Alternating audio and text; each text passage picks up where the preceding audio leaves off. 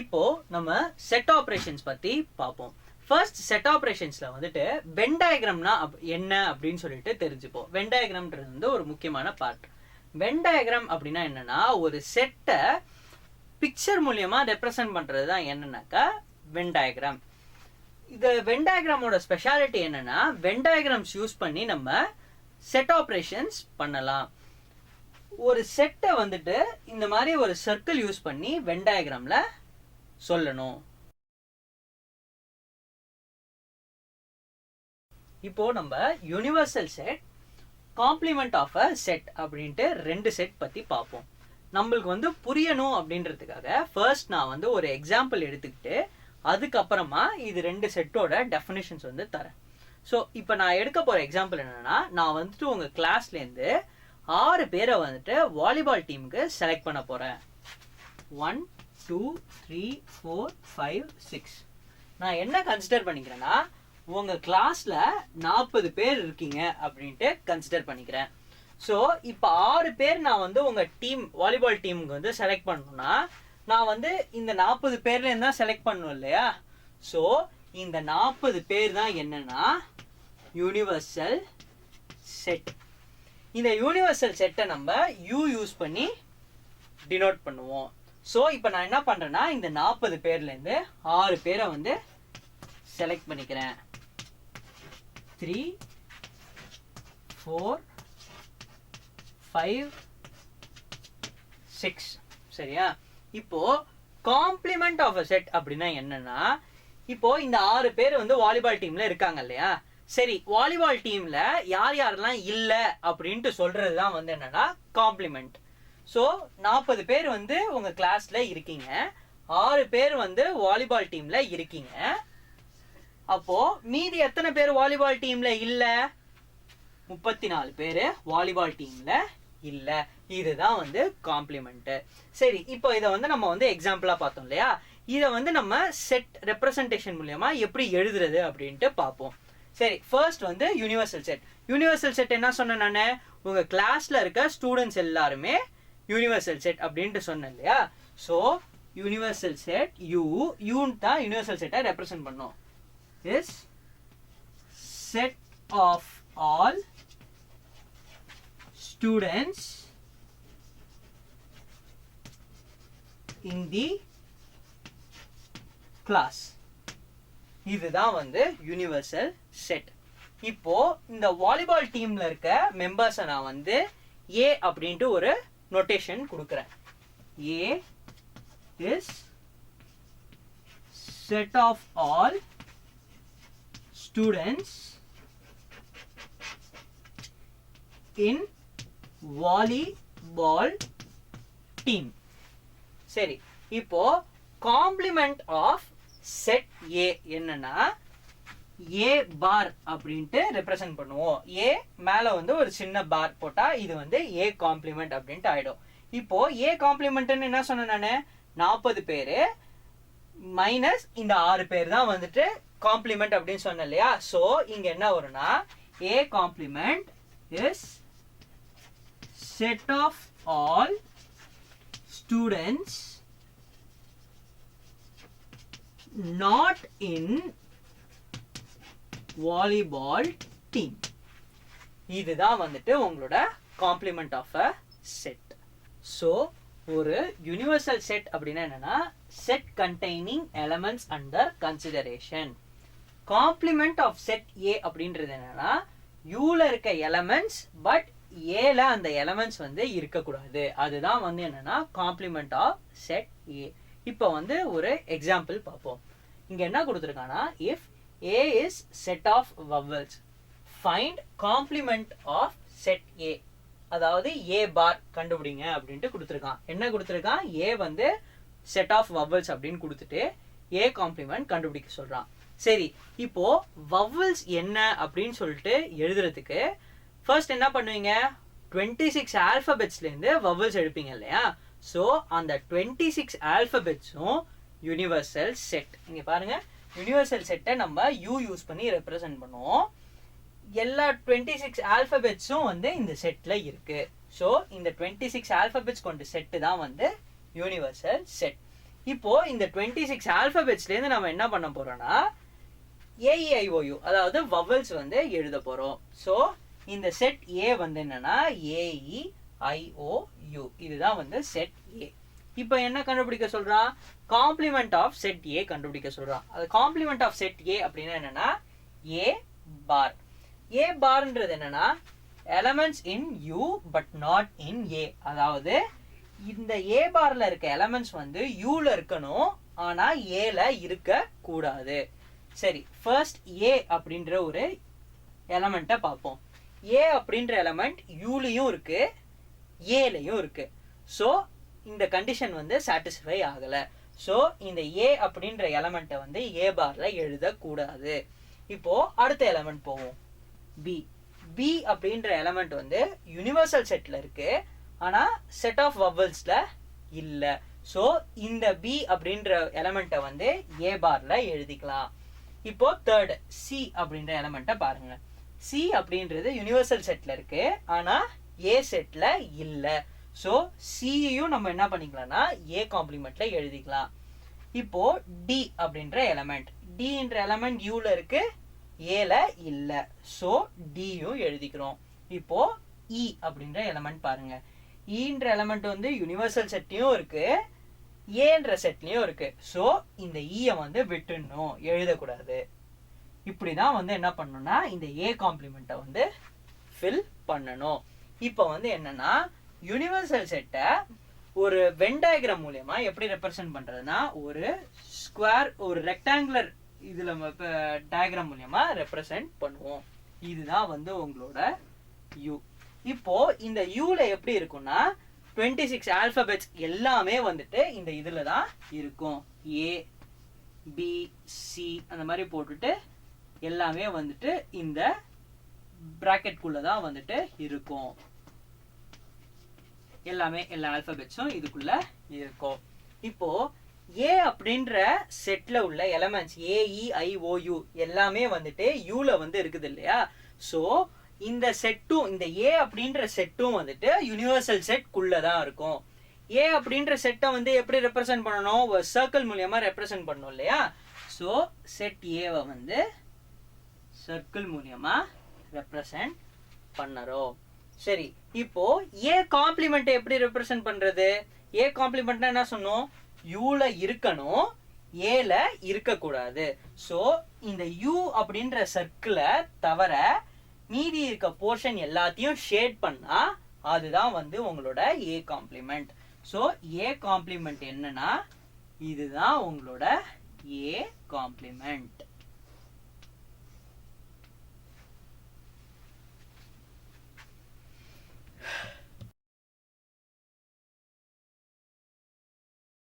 இப்போ நம்ம union of a set and intersection of a set அப்படி பார்க்க போறோம். இப்போ வந்து என்னன்னா நம்மளுக்கு வந்து புரியணும் அப்படின்றதுக்காக யூனியன் அண்ட் இன்டர்செக்ஷன் ரெண்டுத்தையும் கம்பேர் பண்ணி படிக்கலாம். First union of a set. இந்த யூனியன் ஆஃப் அ செட்டுக்கு நொட்டேஷன் என்னன்னா யூ.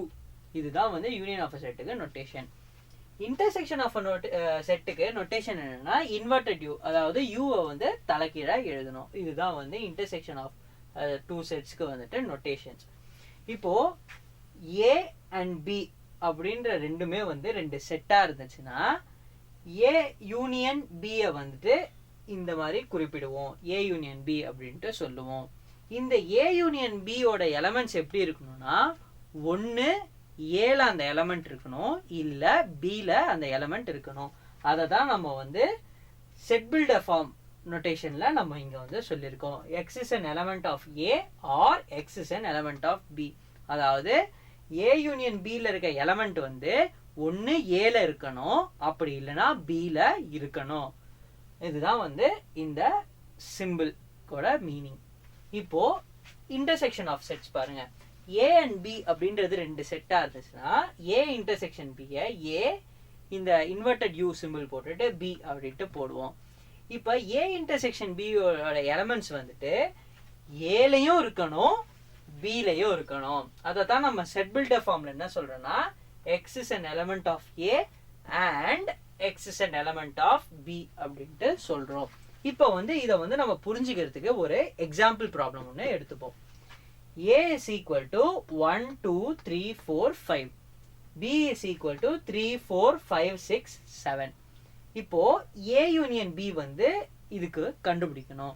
சரி, இப்போ வந்து A யூனியன் B என்ன சொன்னோம்? ஒன்று ஏல இருக்கணும் இல்ல B ல இருக்கணும் இல்லையா? இதுதான் வந்து A யூனியன் B இல்லையா?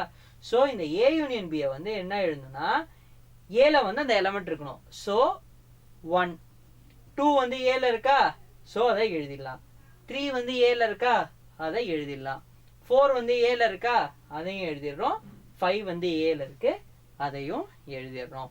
இப்போ பி செட்டை பாருங்க. 3 வந்து B ல இருக்கு, ஆல்ரெடி நம்ம வந்து 3 எழுதியாச்சு, ஸோ நோ ப்ராப்ளம். 4 வந்து B ல இருக்கு, ஆல்ரெடி 4ம் எழுதியாச்சு. 5 வந்து B ல இருக்கு, ஆல்ரெடி 5ம் எழுதியாச்சு. 6 B ல இருக்கிறதுனால 6 எழுதுறோம். இப்போ 7 B ல இருக்கிறதுனால 7யும் எழுதிடுறோம். இப்போ இந்த எலமெண்ட்ஸ் எல்லாத்தையும் நீங்க கன்சிடர் பண்ணீங்கன்னா ஒன்னு இந்த எலமெண்ட்ஸ் ஏல இருக்கும் இல்லனா B ல இருக்கும். ரேண்டமா ஒரு எலமெண்ட் ஒன்று எடுங்க. 4 அப்படின்ட்டு எடுக்கும் போது இந்த இது வந்துட்டு ஏல பார்க்கும்போது ஏலையும் இருக்கு, B ல பார்க்கும்போது B லையும் இருக்கு. ஸோ இந்த 4 அப்படின்ற எலமெண்ட் வந்து A யூனியன் ஆஃப் B அப்படின்ற செட்டோட ஒரு எலமெண்ட். இப்போ இதே எக்ஸாம்பிளுக்கு இன்டர்செக்ஷன் ஆஃப் அ செட் பத்தி பார்ப்போம். இப்போ அதே example 1 2 3 4 5 B is equal to 3 4 5 6 7. இப்போ இதுல என்ன டெஃபினிஷன் சொன்னோம்? A இன்டர்செக்ஷன் B ல இருக்க எலமெண்ட் வந்து ஏலையும் இருக்கணும் B லையும் இருக்கணும். ஸோ 1 அப்படின்ற எலமெண்ட் வந்து ஏல இருக்கு, B ல இருக்கா இல்ல, ஸோ இந்த 1 அப்படின்ற எலமெண்ட்டை விட்டுடணும். அடுத்தது பாருங்க 2 2ன்ற எலமெண்ட் வந்து ஏல இருக்கு, B ல இல்ல, ஸோ 2வையும் விட்டுறோம். இப்போ 3 அப்படின்ற எலமெண்ட்டை பாருங்க. 3 அப்படின்ற எலமெண்ட் வந்து B ல இருக்கா, இருக்கு, ஸோ 3 அப்படின்ட்டு எழுதிக்கிறோம். இந்த 3 அப்படின்ற எலமெண்ட் வந்து A இன்டர்செக்ஷன் B யோட ஒரு எலமெண்ட். இப்போ 4 அப்படின்ற எலமெண்ட், 4ன்ற எலமெண்ட் ஏல இருக்கு, B லையும் 4 இருக்கு, ஸோ 4 வந்து A இன்டர்செக்ஷன் B ல எழுதிக்கிறோம். 5 ஏலையும் இருக்கு B லையும் இருக்கு, ஸோ A இன்டர்செக்ஷன் B ல எழுதிக்கிறோம். இப்படிதான் வந்துட்டு A யூனியன் பியும் A இன்டர்செக்ஷன் பியும் வந்துட்டு மேத்தமேட்டிக்கலா கண்டுபிடிக்கணும். இப்போ வென் டயக்ராம் மூலமா A union Pio A intersection Pio எப்படி கண்டுபிடிக்கிறது அப்படின்ட்டு பார்ப்போம். ஃபர்ஸ்ட் வந்து என்ன பண்ணணும்னா யூனிவர்சல் செட் வந்துட்டு ஒன்று ஓப்பன் பண்ணிக்கணும். யூனிவர்சல் செட்டை வந்து நம்ம ரெக்டாங்குலர் பாக்ஸ் மூலியமா நம்ம வந்து என்ன பண்ணுவோம்னாக்கா ரெப்ரசன்ட் பண்ணுவோம். ஸோ இப்போ ஒரு செட்டை வந்து எப்படி ரெப்ரசன்ட் பண்ணுவோம்? 2 சர்க்கிள்ஸ் யூஸ் பண்ணி ரெப்ரசன்ட் பண்ணுவோம் இல்லையா?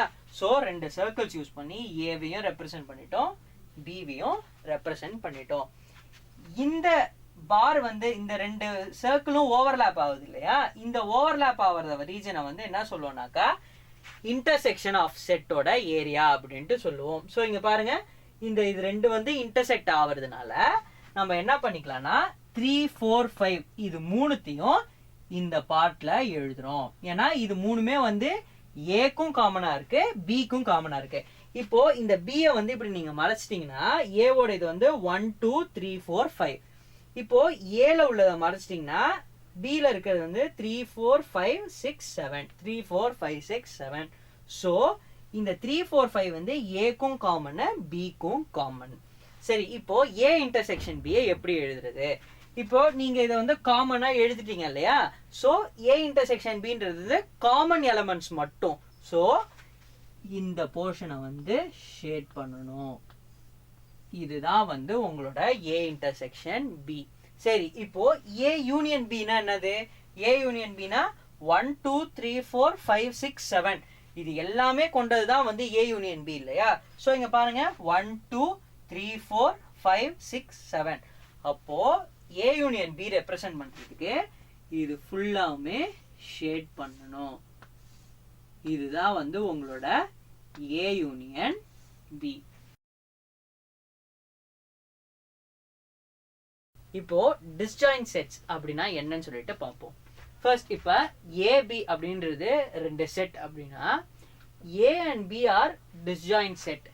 எப்போ ரெண்டுத்துக்கும் வந்து காமன் எலமெண்ட் இல்லை அப்படின்னா ஏவும் பியும் டிஸ்ஜாயின்ட் செட். இதை வந்து நம்ம ஒரு எக்ஸாம்பிள் மூலியமா பார்ப்போம். A is equal to AEIOU. B is equal to 1 2 3 4 5. இப்போ இதோட காமன் எலமெண்ட்ஸ் என்ன? காமன் எலமெண்ட்ஸ் வந்து எதுவுமே கிடையாது. ஏன்னா இது எல்லாமே AEIOU, இது எல்லாமே வந்து நம்பர்ஸ். ஸோ இது ரெண்டுத்துக்குமே வந்து காமன் எலமெண்ட் எதுவுமே இருக்காது. ஸோ A இன்டர்செக்ஷன் B வந்து என்னன்னா நல் செட். இந்த மாதிரி A இன்டர்செக்ஷன் B கண்டுபிடிக்கும் போது நல் செட் வந்துச்சுன்னா இந்த ரெண்டு செட்டும் வந்து என்னது? Disjoint set. இதை வந்து வென் டயக்ராம் மூலியமா எப்படி ரெப்ரசன்ட் பண்ணனா, ஃபர்ஸ்ட் வந்துட்டு ஒரு யூனிவர்சல் செட் வந்து ஓபன் பண்ணிக்கணும். இப்போ டிஸ்ஜாயிண்ட் ரெண்டுமே ஜாயின் ஆகல. ஸோ ரெண்டு சர்க்கிள் வரையணும். ஒரு சர்க்கிள் வந்து ஏக்கு, இன்னொரு சர்க்கிள் வந்து பிக்கு. ஆனா இது ரெண்டுமே எப்படி இருக்க கூடாது? ஜாயின் ஆக கூடாது. அதனால தான் இது ரெண்டுத்தையும் என்ன சொல்றாங்கன்னா டிஸ்ஜாயின்ட் செட்ஸ் அப்படின்ட்டு சொல்றாங்க. ஸோ இப்போ ஏ யூனியன் பி இந்த இதுக்கு வந்து கண்டுபிடிக்க சொல்றாங்கன்னா என்ன பண்ணணும்னா, இந்த இது எல்லாத்தையும் ஃபுல்லா ஷேட் பண்ணணும். இது ஃபுல்லா, அப்புறம் இது ஃபுல்லா. இதுதான் வந்து ஏ யூனியன் பி. ஆனா ஏ இன்டர்செக்ஷன் பி என்னது? நல் செட் 0. ஏன்னா ரெண்டுத்துக்குமே வந்து எந்த காமன் எலமெண்ட்ஸும் இல்லை. இப்போ வந்து டிஃபரன்ஸ் ஆஃப் செட்ஸ் பத்தி பார்ப்போம். டிஃபரன்ஸ் ஆஃப் செட்ஸை எப்படி வந்து நம்ம டினோட் பண்ணணும்னா மைனஸ் அப்படி இல்லைன்னா இந்த ஸ்லாஷ் சிம்பிள் யூஸ் பண்ணி ரெப்ரசன்ட் பண்ணணும். இப்போ நம்ம வந்து டிஃபரன்ஸ் ஆஃப் செட்டுக்கு டெஃபினிஷன் பார்ப்போம். ஃபர்ஸ்ட் நம்ம வந்து என்ன பண்ண போறோம்னா, let A and B be two sets. அதாவது ஏபி அப்படின்ட்டு ரெண்டு செட் வந்து எடுத்துக்கிறோம். இதுக்கு டிஃபரன்ஸை வந்து எப்படி டினோட் பண்ணணும்னா a மைனஸ் பி அப்படி இல்லைன்னா a ஸ்லாஷ் பி இப்படி போட்டா இதுக்கு வந்து டிஃபரன்ஸ் ஆஃப் ஏபி அப்படின்னு அர்த்தம். இப்போ இதோட டெஃபினிஷன் என்னன்னா, x is such that x is an element of a, x is not an element of b. அதாவது இந்த a மைனஸ் b ல இருக்கு இல்லையா எலமெண்ட்ஸ், அது வந்து a ல இருக்கணும், ஆனா b ல இருக்க கூடாது. இதுதான் வந்து a மைனஸ் b, அதாவது டிஃபரன்ஸ் ஆஃப் ab ஓட டெஃபினிஷன். இப்போ இந்த டெஃபினிஷனை வந்து எக்ஸாம்பிள் வச்சு பார்ப்போம். ab அப்படின்னு ரெண்டு செட் வந்து எடுத்திருக்கேன். a அப்படின்ற செட் வந்து 1 2 3 4 5, b அப்படின்ற செட் வந்து 4 5 6 7. இப்போ a மைனஸ் b கண்டுபிடிக்க போறேன். அதாவது difference of ab. Difference of ab வந்து a minus b is equal to, first வந்து இந்த 1 அப்படின்ற எலமெண்ட் எடுப்போம். 1 அப்படின்ற எலமெண்ட் a ல இருக்கு, ஆனா b ல இல்ல. ஸோ 1 வந்து எழுதிக்கிறேன். 2 அப்படின்ற எலமெண்ட் a ல இருக்கு, b ல இருக்கா? இல்ல. ஸோ 2வையும் எழுதிக்கிறேன். 3 அப்படின்ற எலமெண்ட் a ல இருக்கு, b ல இல்ல. ஸோ 3யும் எழுதிக்கிறேன். இப்போ 4 அப்படின்ற எலமெண்ட்டை பாருங்க. 4 வந்து a லயும் இருக்கு, b லயும் இருக்கு. ஆனா நம்ம டெஃபினேஷன் என்னது? x வந்து a ல இருக்கணும், ஆனா b ல இருக்க கூடாது. ஸோ இந்த 4 வந்து அப்படியே ட்ராப் பண்ணிடணும். 5 அப்படின்ற எலமெண்ட்டும் a ல இருக்கு, b ல இருக்கு. ஸோ இதுல வந்து டெஃபினேஷன் படி a ல இருக்கணும், b ல இருக்க கூடாது. இது ரெண்டுத்துலயும் இருக்கிறதுனால 5வையும் அப்படியே ட்ராப் பண்ணிடணும். அப்போ a டிஃபரன்ஸ் b வந்து 1 2 and 3. இதுதான் a டிஃபரன்ஸ் b. இப்போ இது இன்னொரு இதுவா என்ன எப்படி சொல்லலாம்னா, a difference b is equal to set a minus a intersection b இப்படின்ட்டு சொல்லலாம். அதாவது a இன்டர்செக்ஷன் b னா என்னது? ரெண்டு செட்டுக்கும் காமனா உள்ள எலமெண்ட்ஸ். இந்த ரெண்டு செட்டுக்கும் காமனா உள்ள எலமெண்ட்ஸ் என்னது? 4 and 5. இது ரெண்டு தான் வந்து இந்த ரெண்டு செட்டுக்கும் காமனா உள்ள எலமெண்ட்ஸ். இப்போ என்ன பண்ணணும்னா, a அப்படின்ற செட்ல இருந்து காமன் எலமெண்ட்ஸை டெலீட் பண்ணிட்டோம்னா மீதி இருக்க எலமெண்ட்ஸ் தான் வந்துட்டு a மைனஸ் b. இப்போ பாருங்க, a ல வந்து 1 2 3 4 5 இருக்கு.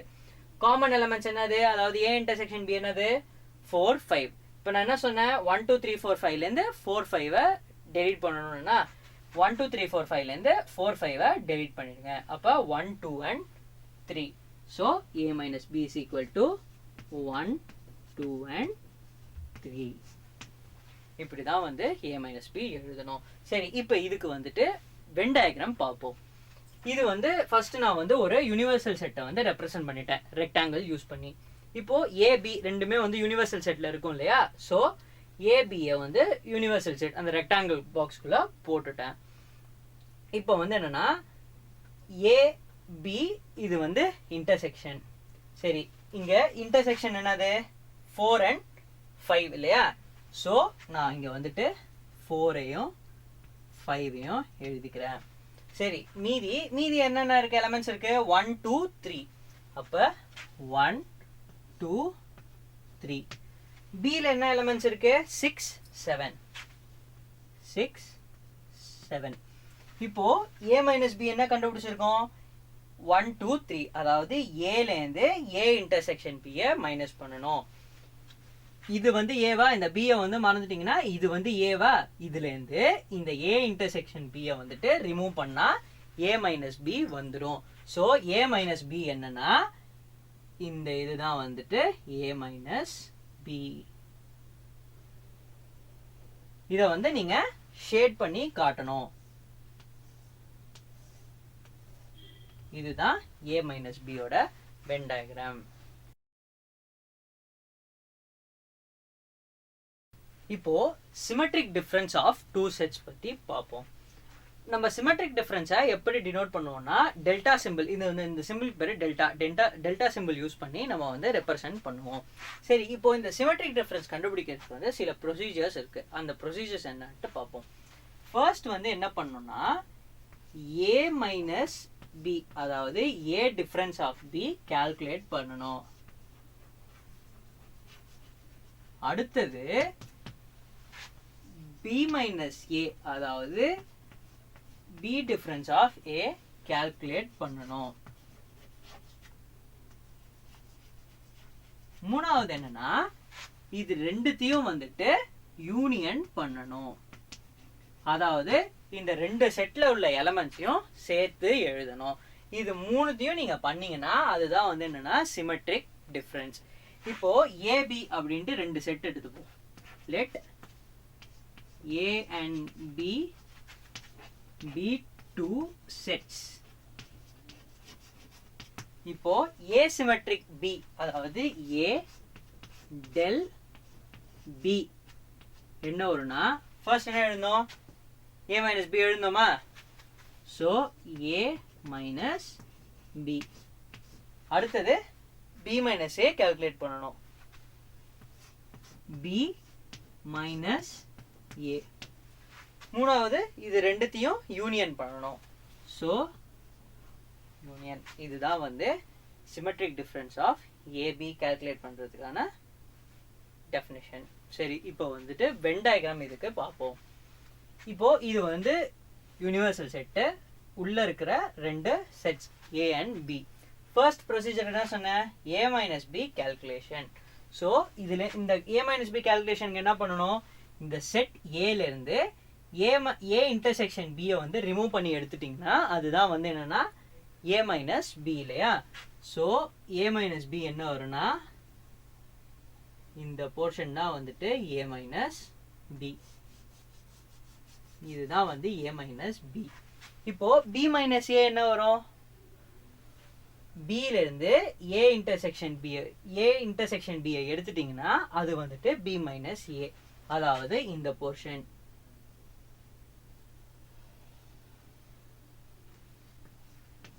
இதுதான் வந்து உங்களோட பி மைனஸ் ஏ. இப்போ A minus B union B minus ஏனா என்ன அர்த்தம்? இது ரெண்டுத்தையும் வந்துட்டு ஒன்னா எழுதணும். ஸோ ஏசிமெட்ரிக் பி, அதாவது ஏ டெல் பி எப்படி வரும்னா இதுலேருந்து இது வரைக்கும், அதாவது இந்த ஹோல் இதுல ஏ இன்டர்செக்ஷன் பியை மட்டும் விட்டுட்டு மற்றது எல்லாமே வந்துட்டு ஏ டெல் பி. இப்படிதான் வந்துட்டு ஏ டெல் பிக்கு வென் டயக்ராம் எழுதணும்.